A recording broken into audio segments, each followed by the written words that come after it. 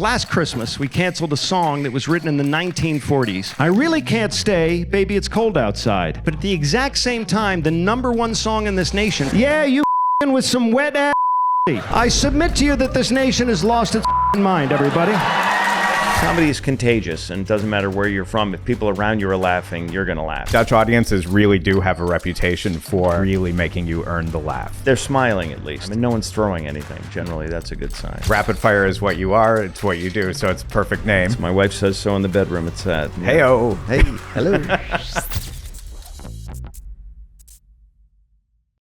I'm Zach Newmark. This is Damn Yankee, and that man right over there, comedian Tom Cotter. He has been in the business for a very many number of years, and he's going to tell us all about his time on America's Got Talent, his touring since then. Super excited to have you with us. How you doing, Tom? I'm well. Thank you for having me on. This is a treat. Thank you so much for joining. I mean, you're here, Amsterdam, also Utrecht and Rotterdam. Yeah. I believe your first time playing gigs in the Netherlands. You finally lifted the restraining order and let me come, and here I am. I know, much over our objections, actually.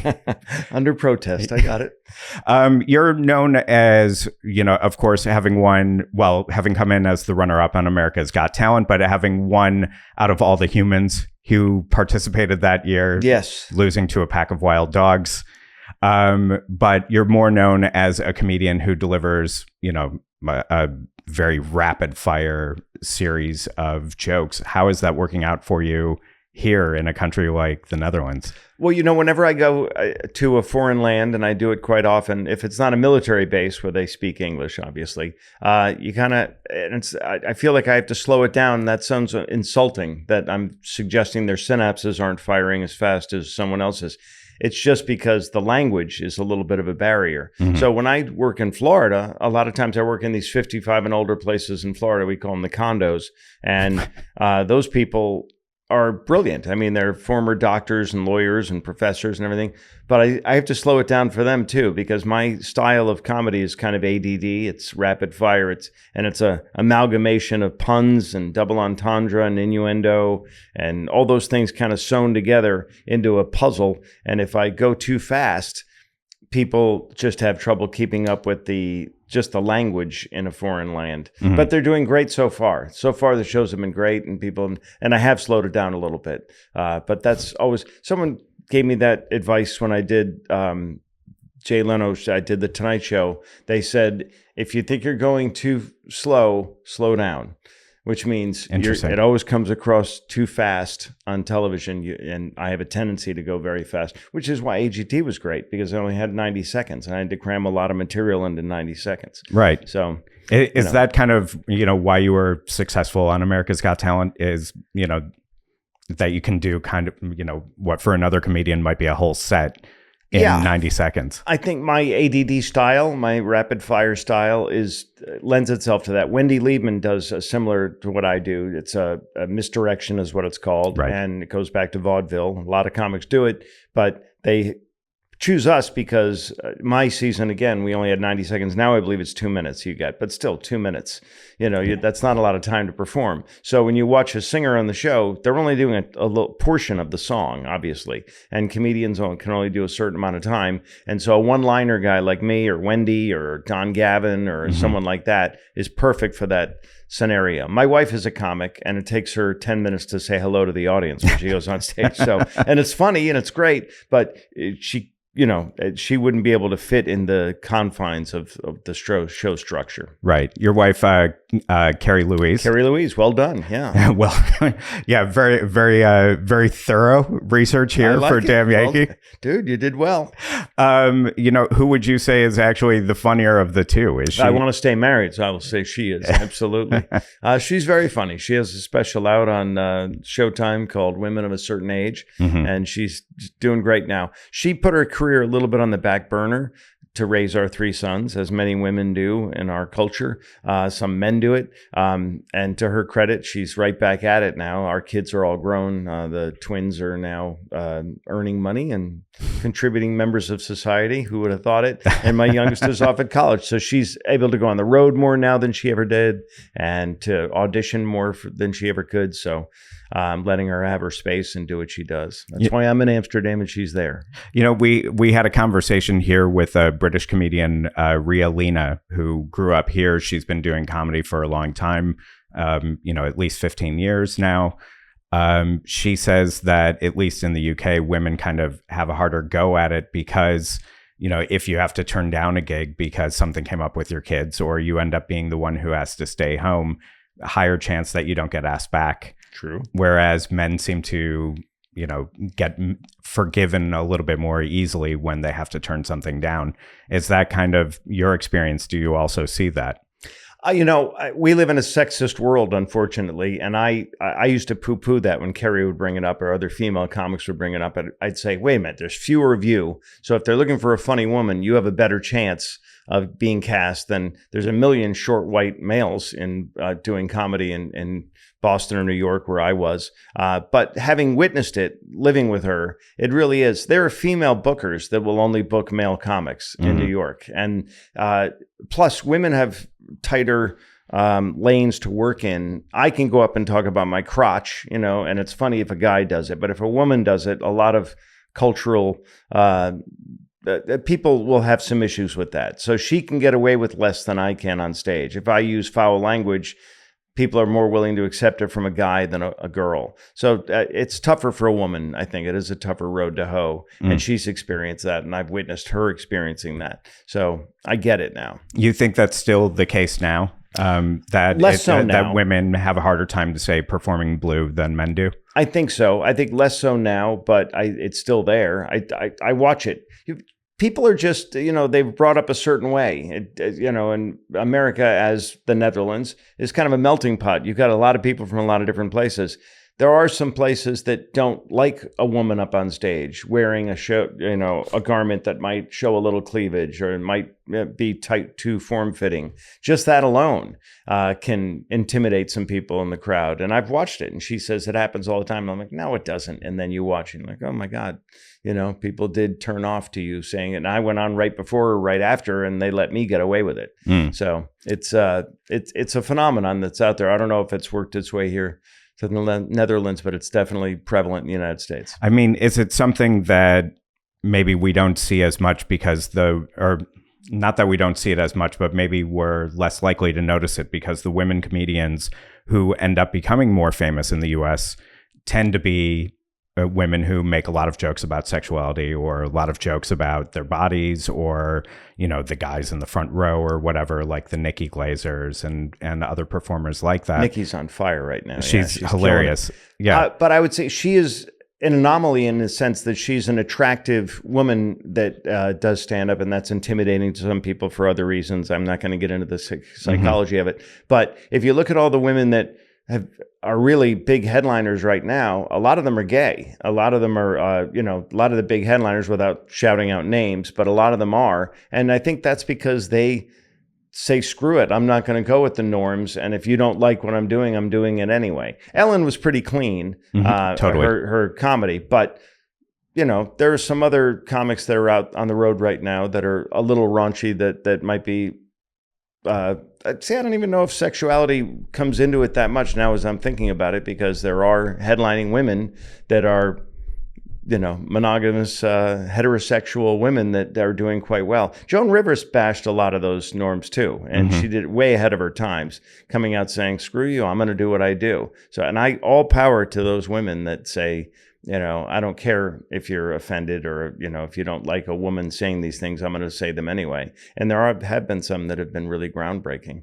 And, you mentioned Joan Rivers, but which maybe people don't realize now, or especially people younger than me maybe don't realize now, that Joan Rivers was also one of those comedians who you kind of had to sneak away if you wanted to listen to a record. Yeah. That there were a lot of parents who maybe did not condone keeping that behavior. Away. Yeah. That it wasn't just, Rodney Dangerfield, or I know George Carlin was an influence for you as well. But yeah, Richard Pryor, same thing. Too. We had those record albums. Those were literally albums, way back then. And we would listen to them under a cone of silence on the third floor of our house with a blanket over us, because if my mom heard those, I could recite Indecent Exposure, which was Carlin's album, front to back when I was like 10 or 11 years old. Right. So I knew, I knew words that I wasn't supposed to know at that age from comedy, but I loved it so much that I was, willing to risk punishment to go listen to it. I mean, you mentioned Joan Rivers specifically, and you and Joan actually had a number of moments as well because of your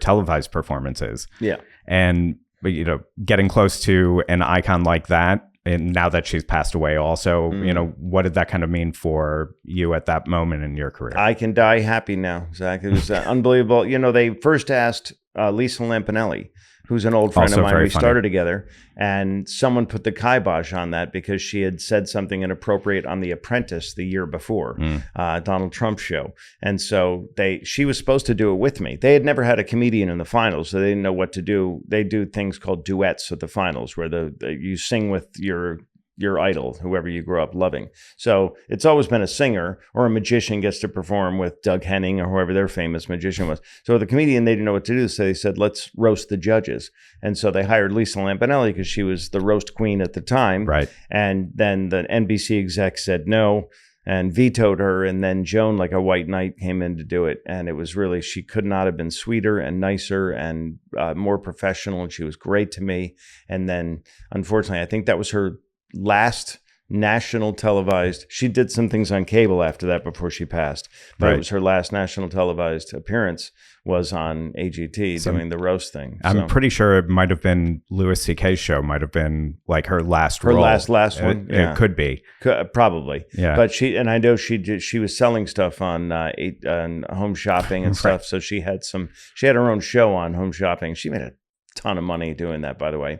But yeah, she was groundbreaking, and she took on Johnny Carson and people way back in the 70s. And I've always been a huge fan of hers, and it's sad to see her go. The comics never retire. She's case in point. She was in her 80s and she was still touring and wanted to keep going. George Burns was hired, was booked when he was 100. Sure. So, we never retire. We just want to keep hamming it up until we go. Do you see that as being kind of the trajectory that you're on, as someone who's going to just keep touring until they die? God, I hope so. I hope I'm not a Walmart greeter. I hope I don't have something like that. Yeah, I used to belong to the Friars Club. It's no longer with us, sadly. It didn't survive the pandemic. But all those guys all had World War II pensions and some residuals from some sitcom that was on in the 60s or 70s, yet they all were chomping at the bit to go up whenever we had a comedy night. They all wanted to perform. So you never want to quit. If you love what you do, you want to keep doing it. So I'll do it as long as I can, but when I start losing it, it's probably time to hang it up. I mean, money's been something that you've talked about before, also as being an issue that a lot of comedians face. Because, last year, the year before, you were talking a lot about cancel culture and wokeness in comedy and how that's, harming comedy.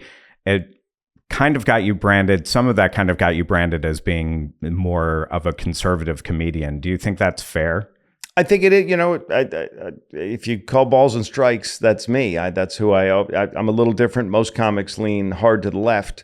I'm more of a centrist. If you heard me speak, I would say I'm pro-choice, in favor of legalization of marijuana, pro-gay marriage, and pro-gun control. If you heard that, you would think I was a hard lefty. But fiscally, I'm conservative, and our border issue is a nightmare in the States and things like that. So although I don't have any love for the bloated orange guy, I am a conservative and have been my whole life, fiscally. And so, and comedy, I tell people, is a dream job if you dream of poverty and rejection. So it's very tough economically to make it. Plus, I married a comedian. So, we're both, during the pandemic, we're climbing the walls because neither of us could work. Right. So, the economics have to play a part in it. We've been very lucky and very blessed, and our kids are about to be done with college, and then we kick them out of the nest, and we did our job. But, you never stop having those obligations. Then you're going to have grandkids, hopefully one day, and you're going to want to help out with that. Is it maybe because the appearances that you do on more right-wing television programs, like you did Mike Huckabee, former governor's program. Yeah.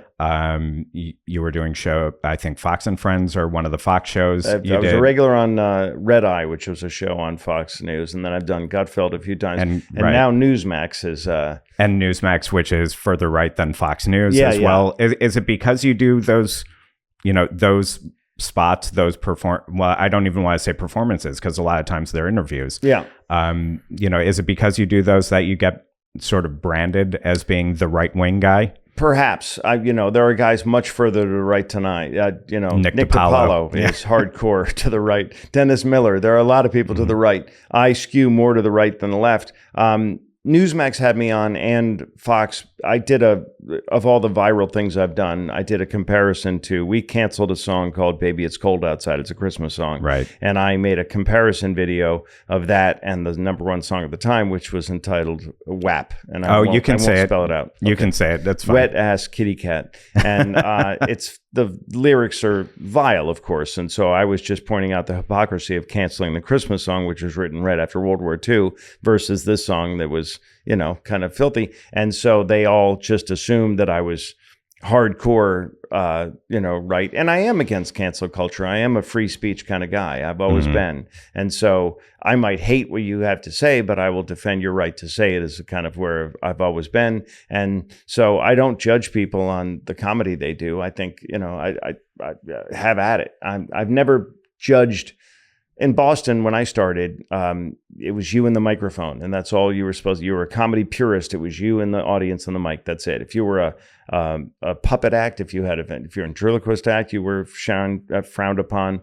Guitar act, any music, if you were a comedy team, all those things were poo-pooed as, beneath the pure art of comedy. And I always said, no, if the audience likes it, they're laughing at the guy with the puppets, and they're laughing at the guitar act, and they're laughing at the comedy team. So why not, just be more inclusive in that regard? But, I say, do what you want to do. If you're on stage and you're in front of a microphone, I don't begrudge people who are filthy comics or people who are squeaky clean. Do what you want to do. I think when you were talking on Newsmax about Jerry Seinfeld's comments about not performing on college campuses anymore because there's always somebody in the audience that's looking for a trigger word, yes. Right? You kind of hit back at that a little bit, saying, the issue is also that Jerry Seinfeld has the luxury of not having to do these gigs, whereas you need the corporate gigs, you need the college campus gigs. I would love it if you expand on that a little bit more, because I also have a little bit of skepticism myself about, the online internet armies that kind of come after comedians. And they are relentless. I mean, they are, and on both sides. The conservatives are doing it now to some of the liberals, and like some of the people who came out and said, I'm glad Charlie Kirk passed away. The Republicans went just as hard getting them canceled and getting them fired as the Democrats were doing it before to the Republicans. And it's just, we're in a horrible place in our country right now in the United States. Horrible. The worst I've ever seen. We're so divided. In my own family, I have siblings that are, we can't even have a nice dinner at Thanksgiving because, people might butt heads over something political, and it's never been that way in our family. But that's kind of where we are. And yeah, Seinfeld and Billy Burr, there were some other comics that were really pushing back hard against the cancel culture. And my point was, they have the luxury of being able to do that because they go home and sleep on a mountain of cash every night. I don't. And a lot of comics don't. And I still need the corporate gigs, and I still need to be able to work at colleges when I need to and things like that. And so how do it, is there a resolution? I mean, how do we get past that? Or in the States especially, how do we get past that? We're hoping it's a pendulum thing. And I'm hoping the pendulum seems to be swinging back a little bit, Matt, towards normalcy now. But we were in a weird place where you couldn't, I used to come out and say, good evening, ladies and gentlemen. And that became a hate crime because you're assuming someone's gender, and so you have to be very careful about what you do.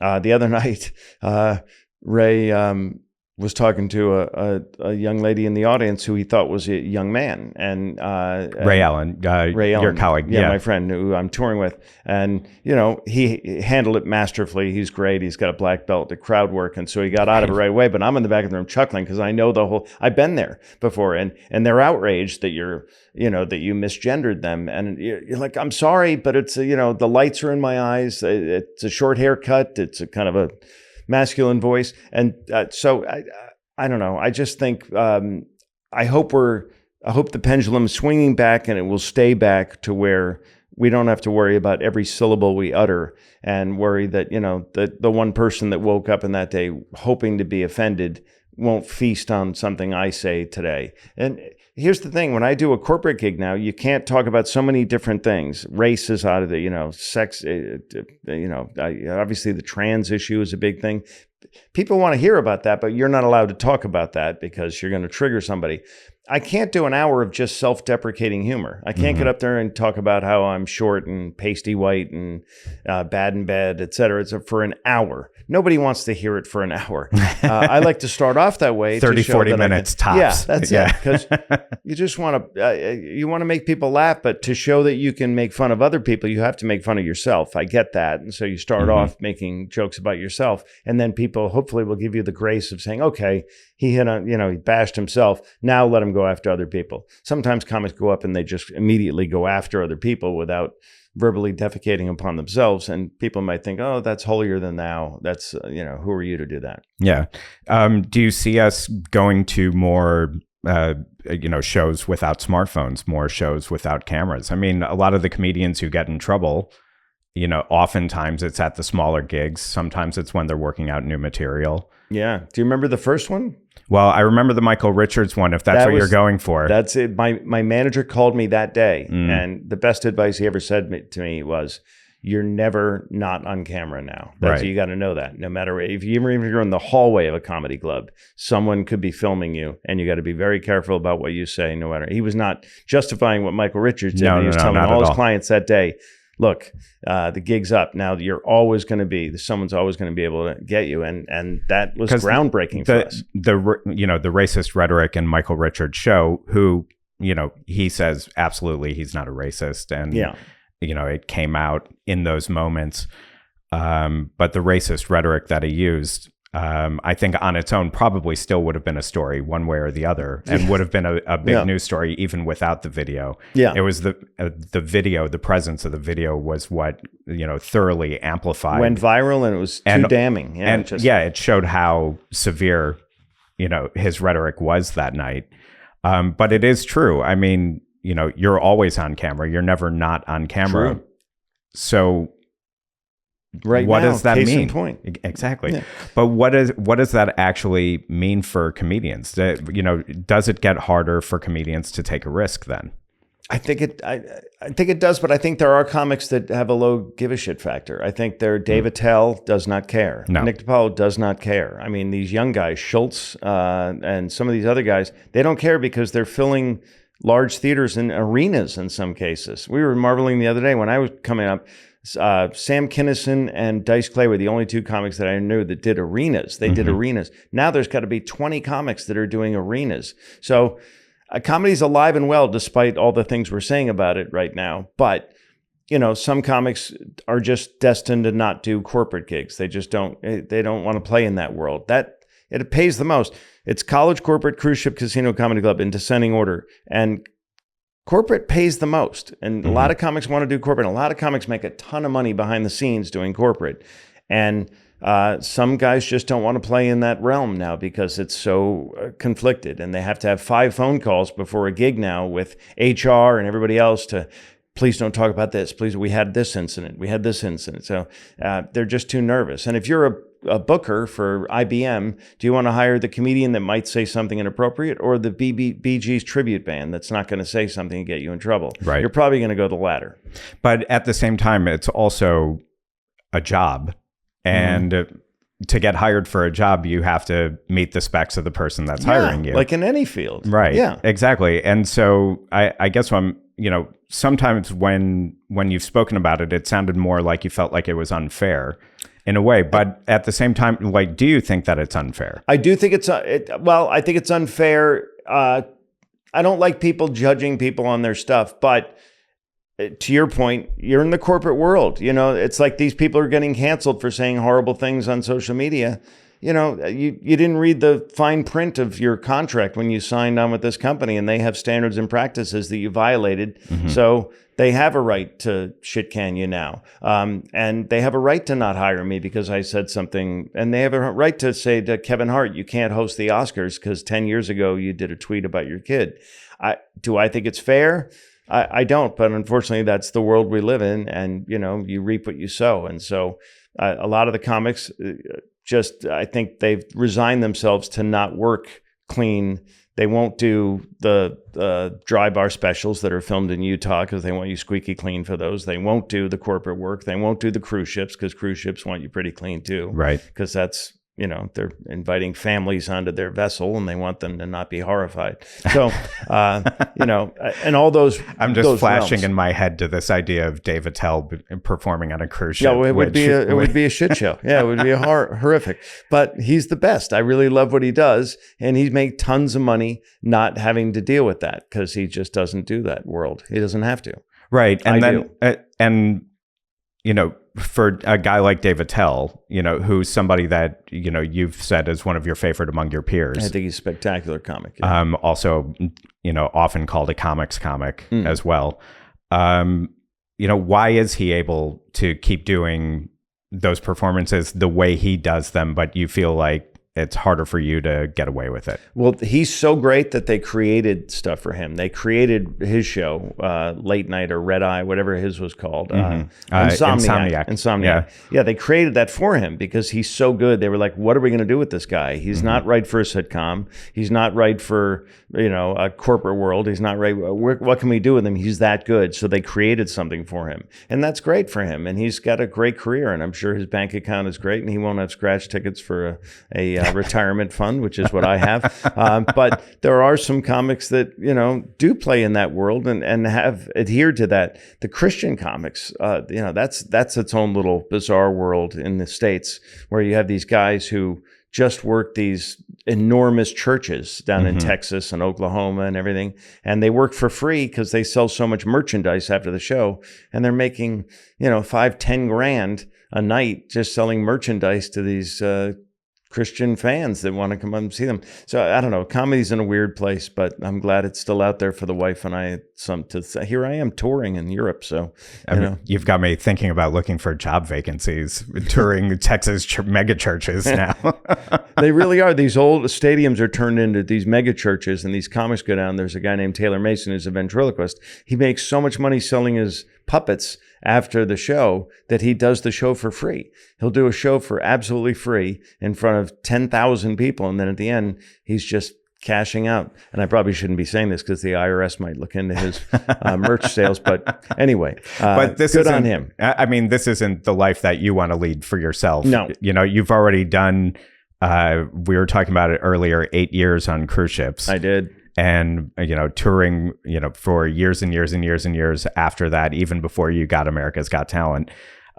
Tell me about 8 years on cruise ships because, it's a weird day to talk about it because it's also the day that the hantavirus cruise ship, the Hondias, is actually getting into Rotterdam. Yeah. Is the day that we're recording this. But I never had the hantavirus, but we had the Norwalk virus on a few of the ships I was on where that was just your body said everything out of me immediately. So it was a nausea thing. And they lined the stairways with seasick bags or airsick bags, and people were just a wreck. And who do you think they called to come out on stage when it's the comedian? Because the plate spinner can't work. He's sick in his cabin, or the seas are too rough. So the aerial act can't work. It's always the comedian that has to come out and hold on to the mic stand in rough seas and in people vomiting in the crowd getting seasick. That's always, they throw us to the wolves. I worked on them for 8 solid years, mostly on Royal and Celebrity, which is the same line. And some of the bigger ships had a comedy club, a dedicated comedy club. You would do 18 shows in a week. That's a lot of shows.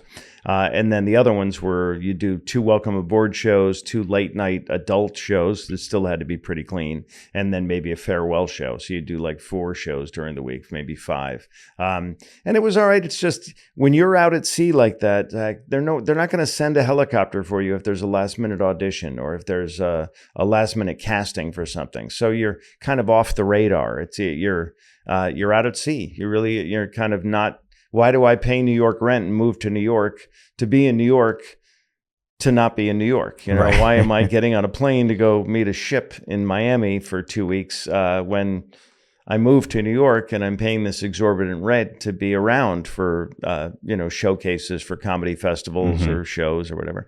So that, plus I had small children at the time and it wasn't really fair to my wife that I was, it's hard to call home from St. Lucia and say, oh, I'm having a horrible time. You know, it's 80 degrees and I'm in shorts and a t-shirt and you're freezing at home, shoveling the driveway. But I promise you, you're on my mind. Yeah, exactly. But I'm coming home with a decent check. They pay you for the travel on cruise ships. The shows are the shows, but it's a nightmare to get on the ships. Usually you have to fly into the port the night before to meet the ship the next day. And there's travel's always a hassle. So they're really paying you for the travel. But I didn't love it. You know, people throwing up all around you. Which is a horrible heckle when someone's vomiting when they're watching it. Yeah, there's not an easy comeback for the vomiting. They really don't like your act at that point. I mean, would you look at that as being kind of the worst show, the worst gig that you've ever had is performing on a viral infected ship? I have to say no. I have literally done shows at benefits.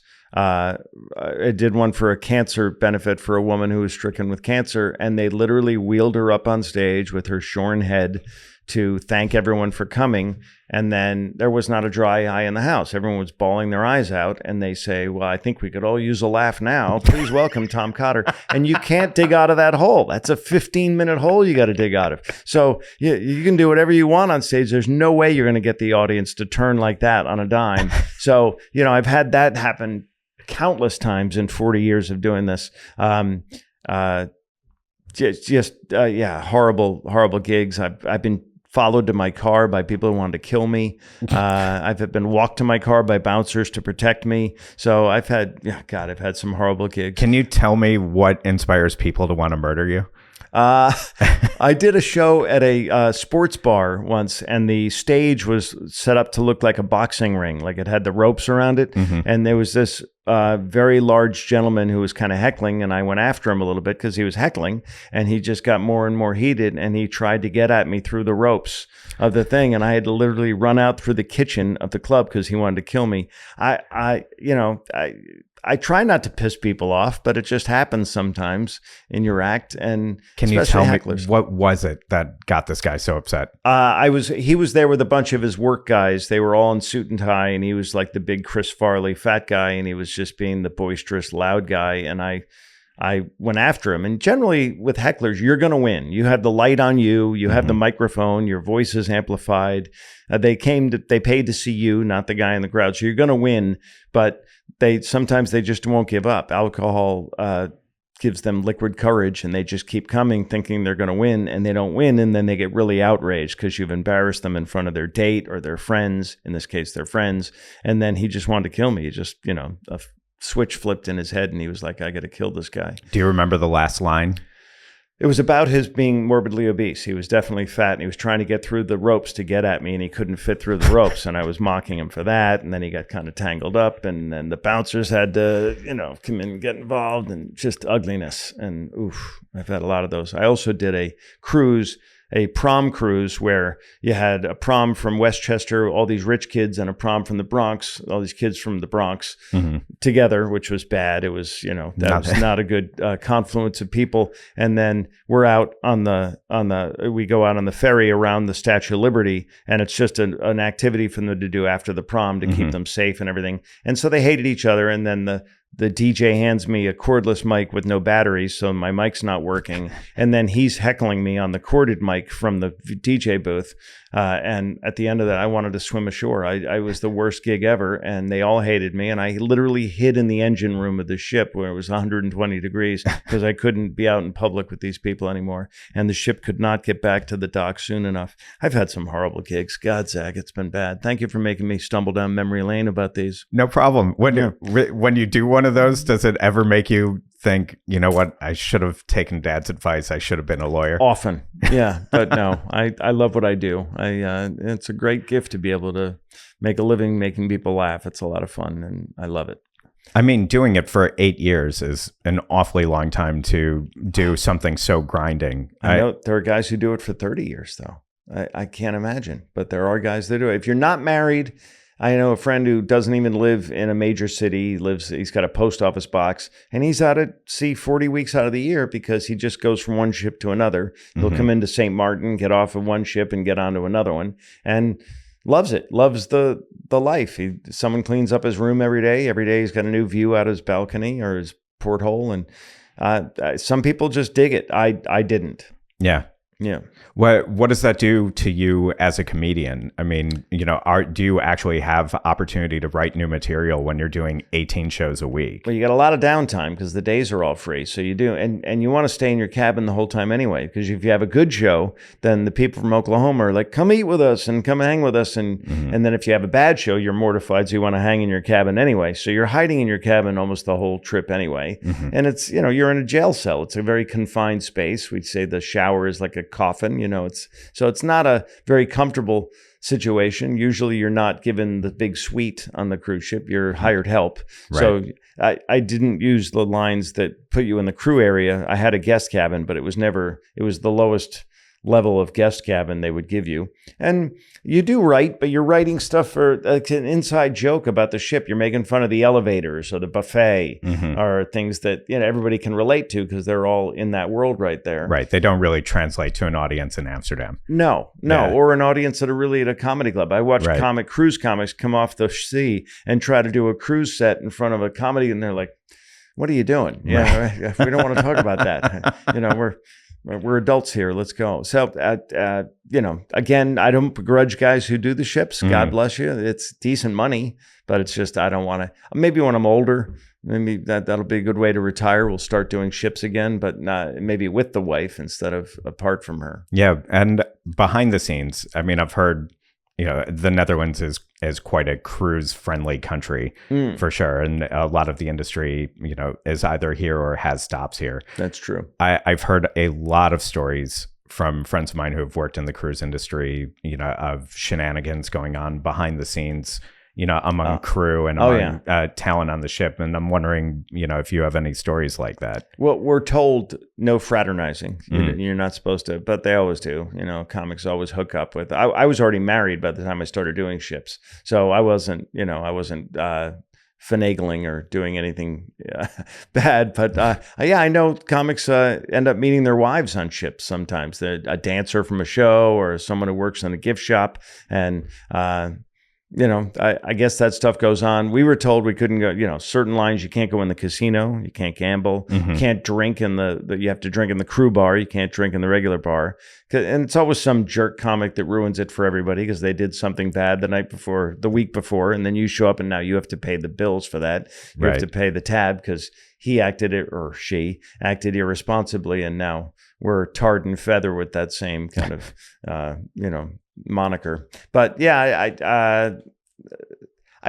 I know they make a ton of money. I know that because I know that once you get out to a certain distance from the shore, you're in international waters, and they rarely can you get sued. So if you fall down the stairs at a cruise ship, it's maritime law. The ship is registered in the Bahamas or someplace, and you're not going to win your lawsuit. And then they also pay these guys dog crap.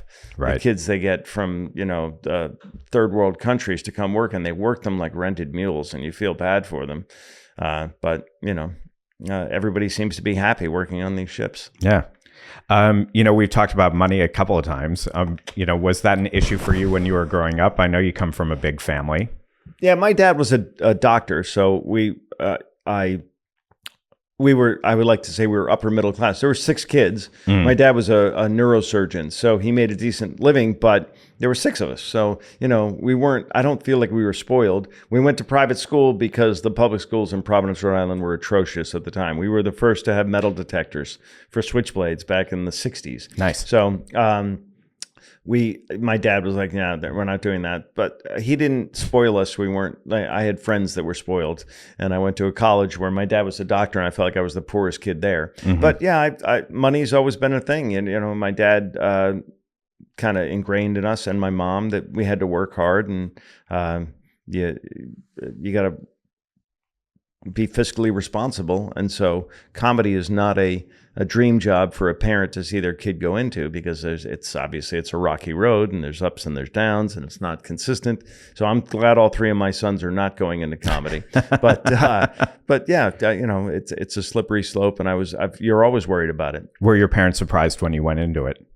Yeah, my mom's no longer with us. My mom died when I was in 8th grade. My stepmom was around through all that. She was not surprised. My dad was a little surprised. I was going to be a lawyer. The whole thing was I was pre-law. I was a cop as a summer job, and I clerked for a lawyer, and I did everything up until I didn't, take the LSATs, but I was going to go to law school. And I said to my dad, I got to get this comedy thing out of my system, and it's terminal, and it never got out of my system. And here we are. Yeah. So, is your dad still around? no, my dad died at 98. So had a nice run with him, but yeah, he hung in there as long as he could, but he died a few years ago. And so he got to see you kind of hit that peak moment, with America's Got Talent, and then your career kind of take off further from there. But it took a while to get to that because my dad did not relate to, my dad's a World War II guy, he was a child of the Depression. And so when he was with his buddies they were talking about their investment banker son or their doctor son. He was talking about his comedian son. He couldn't relate to the first things I did because the first things I did were on MTV or VH1 or Comedy Central. And those are not networks my father was familiar with. Especially not then either. Exactly. Yeah. So he had no idea what I was doing. He just thought I was a rodeo clown or something. And so when I did the Tonight Show, that was when he was like, oh, okay, maybe because he knew Johnny Carson. He knew of Johnny Carson and he was a fan. And so that was a big tipping point. And then AGT, thank God he lasted long enough to see that.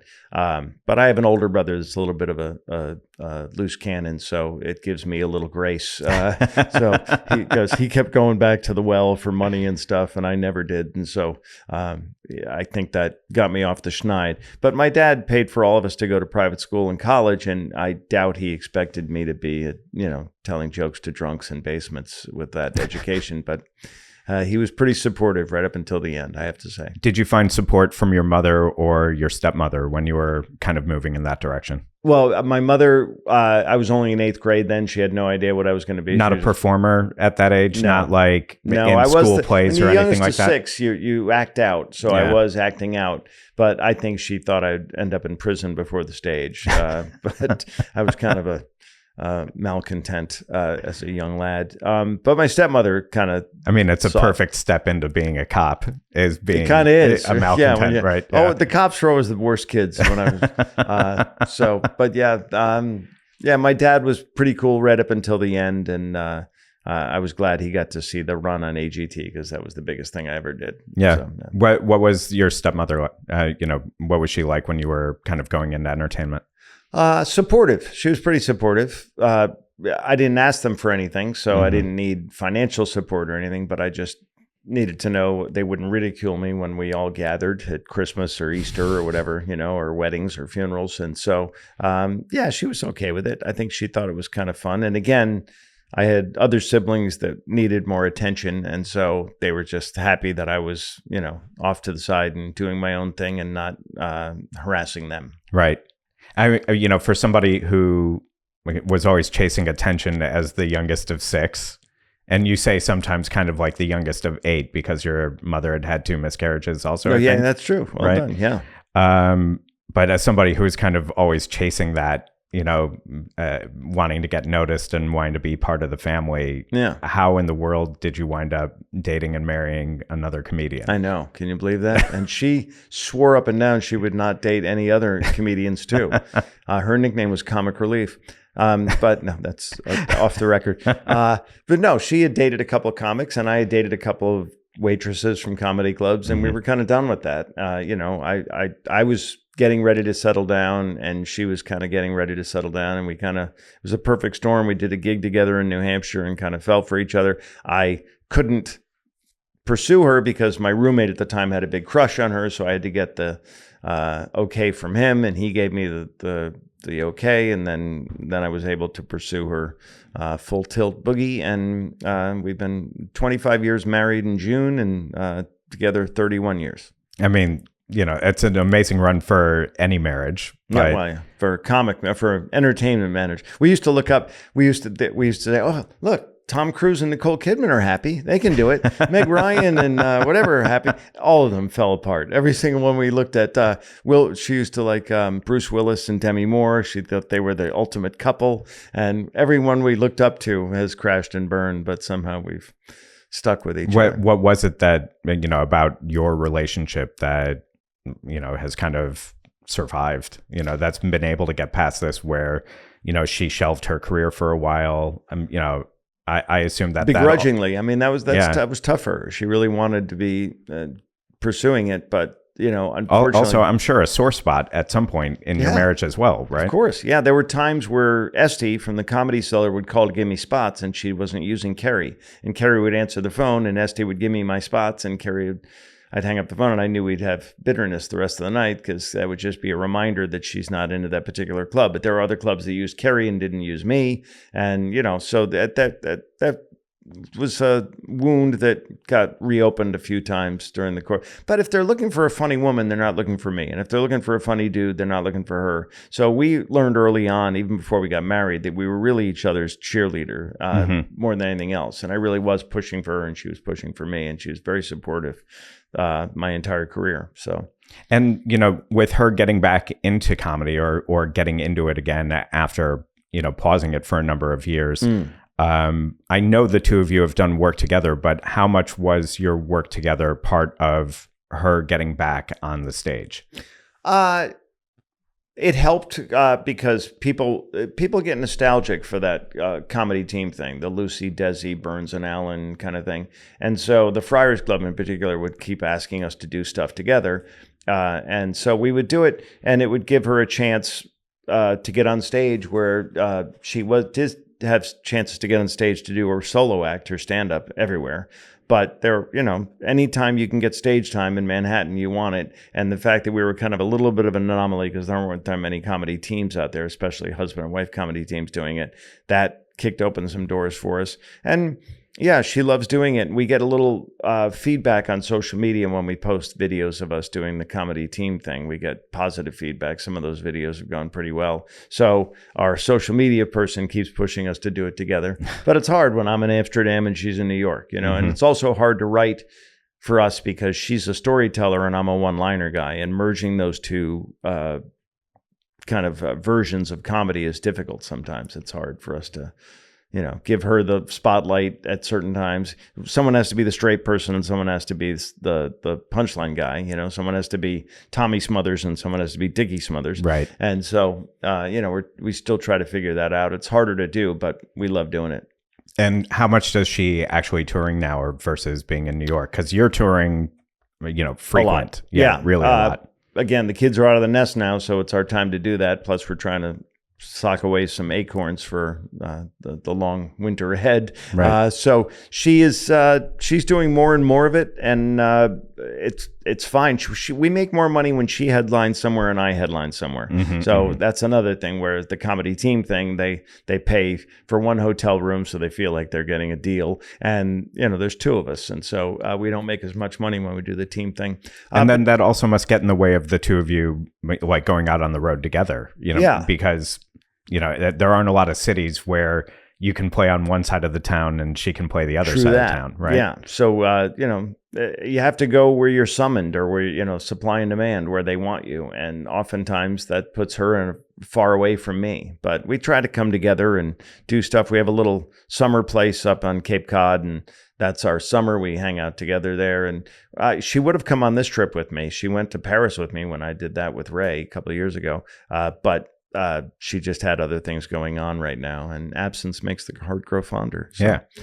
Yeah. We talked earlier about your comedy style being this kind of, joke a minute isn't even the right way of describing it, because it's really like 10 jokes a minute is a little bit more accurate. But how does that, affect your ability to write new material? Because, you've got a lot of comics that will do their hour and then at the end of the year throw out their hour and then start a new hour. I can't even fathom that. George Carlin, we talked about him earlier, did 14 HBO comedy specials. That's 14 hours of material he burnt just on HBO. Right. I can't even fathom that. I'm still tweaking bits that I've had for 20 years, trying to, add lines and take lines out of it. Mine's a little more difficult because it is a puzzle piece, my style. And so it's harder to put that blend of, again, puns and double entendre and innuendo and silliness and misdirection and taglines all together into a puzzle. You you can't churn that out as much as you'd like. You're always writing. My cell phone now is constantly filled. I used to carry around a pad and write down. It was a maxi pad. It was embarrassing, but no, I used to carry around a pad and write down things. Now it's the phone. You dictate into the phone when you have a thought or a concept. And now it's voluminous how much stuff I have. And I just don't have, I should spend more time. I'm too lazy to really chisel that into. I wish I wrote more is the short answer to what you're saying is, we're always writing, but you're constantly wishing you were writing. So if something's topical right now, I do a Trump impression. That'll last me 4 years, but then that's going to have a shelf life that's gone. And then you got to come in with something else. And so, you're always adjusting and tweaking stuff, but I wish I had the discipline to write more. I think the ADD thing is, it's tough for me to sit down and tune everything out and really focus on, because my head's just spinning and I'm like, oh. Did you actually get an ADD diagnosis at some point? No, when I was younger, I was hyper. They used to call us hyper. Right. And I was the kid who was, I had to clap the erasers because I couldn't sit still. And then, I was just always flying off the handle. And my report cards always said, Tom would be fine if he applied himself, right, or if he could sit still. And so too distracted. Yeah. So now I think they call it ADD. I don't know. When I was a kid, ADD was the opposite of subtract. It's different now. Is that something that you feel like you want to get in control of and manage so that you can sit down and write more? I've thought about it. I know people take medication for that, for ADD, Ritalin and other things, and I've just never really wanted to. I always thought that was messing with my body chemistry. I don't like taking medication if I don't have to, and that's why I've always begrudgingly put all that off. Cognitive therapy?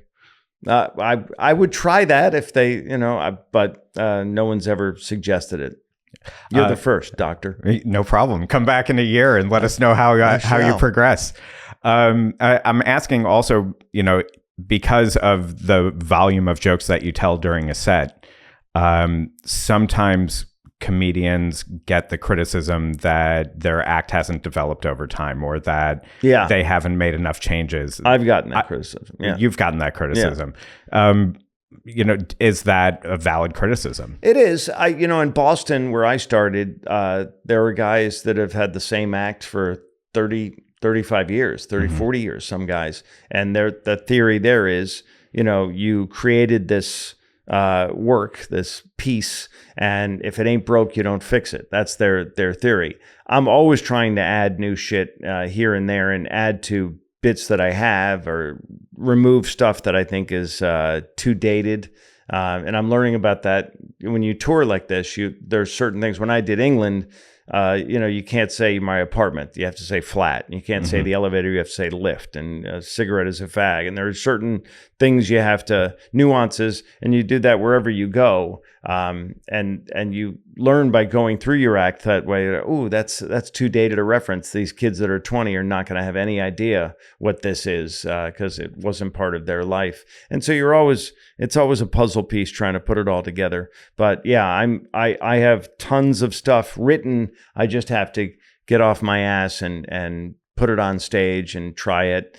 It's trial and error. You just got to try it, see what works. You got to keep filming it all the time, and then you got to go watch the film. And I can't stand my own voice. I can't stand watching my own videos, but you have to. It's a necessary evil. And then you go through and you go, all right, this won't work well here. Let's get rid of this. And I like to tighten it up to where it's.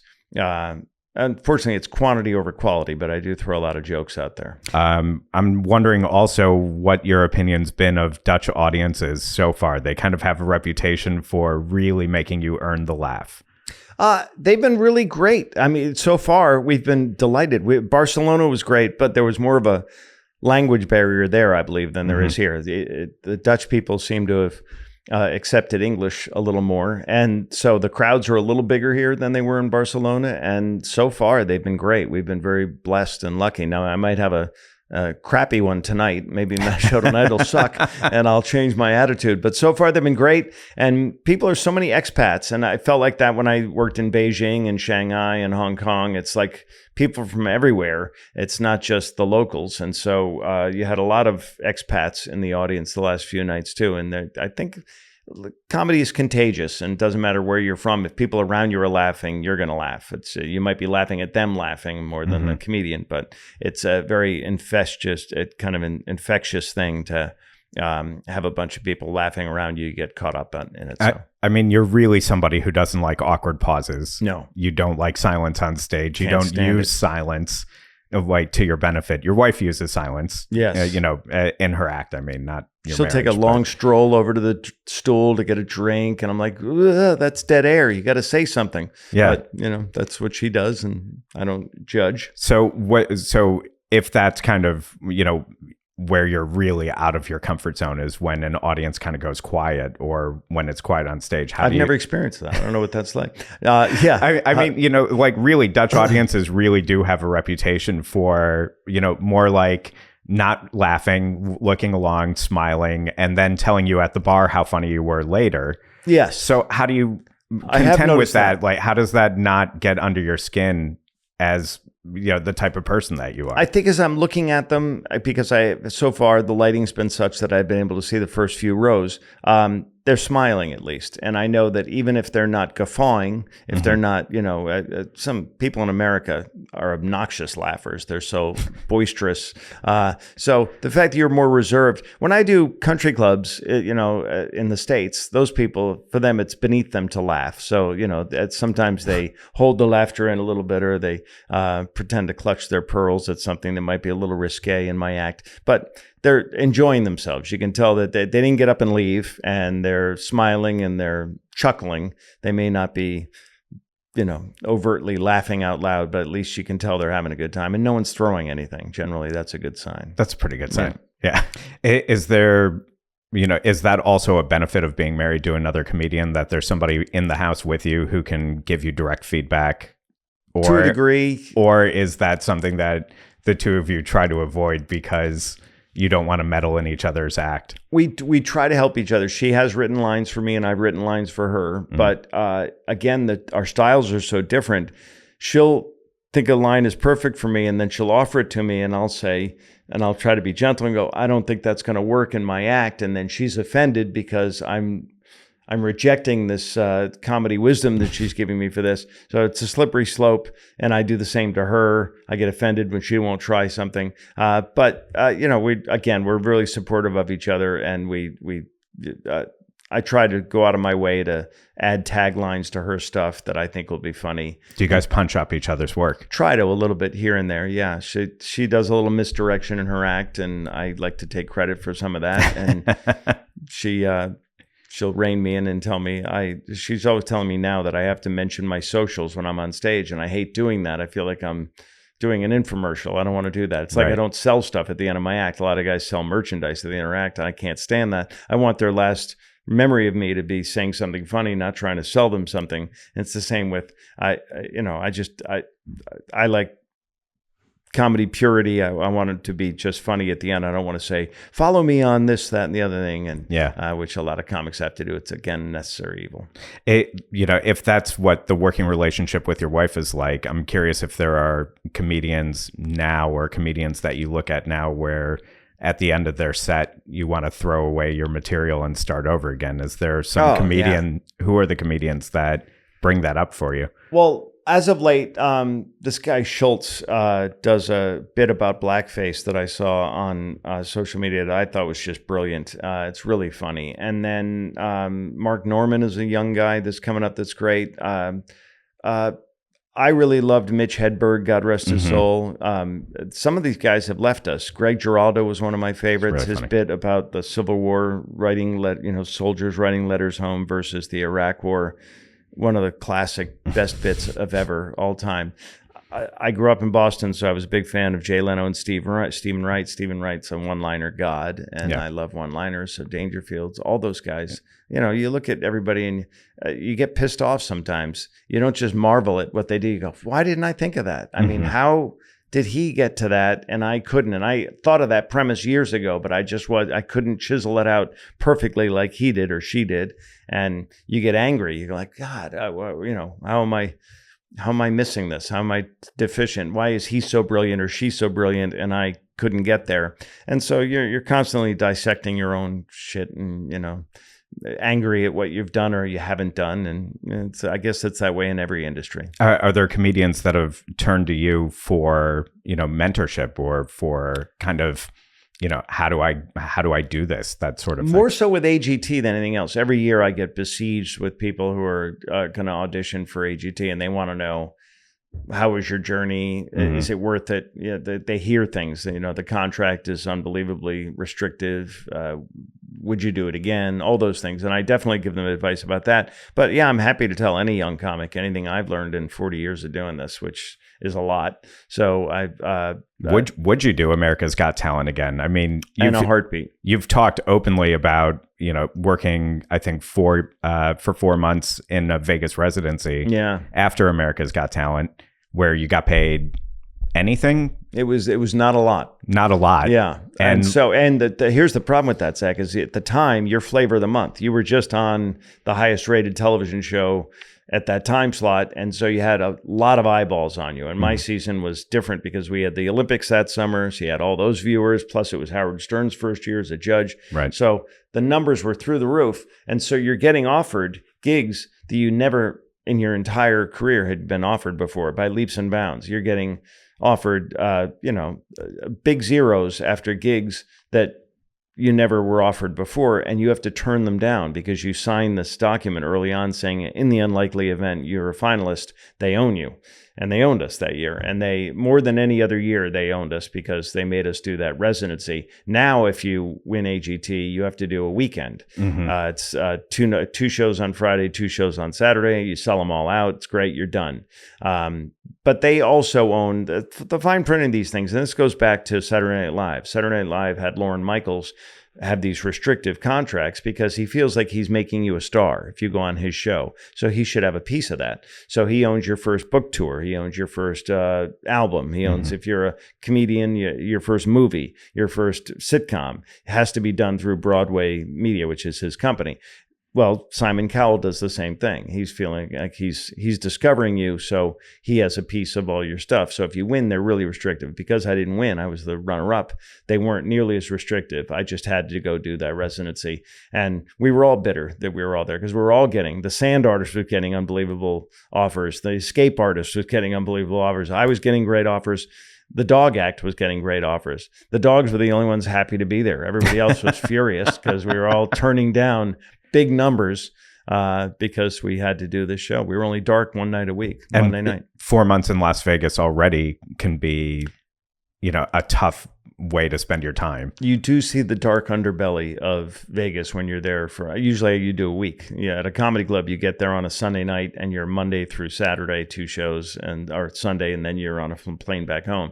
We were there for 4 months, and you live in corporate housing off the strip, and you join a health club, and you go to your supermarket, and you see things that you don't see off the strip. It's just not as glamorous as people think it is. Yeah.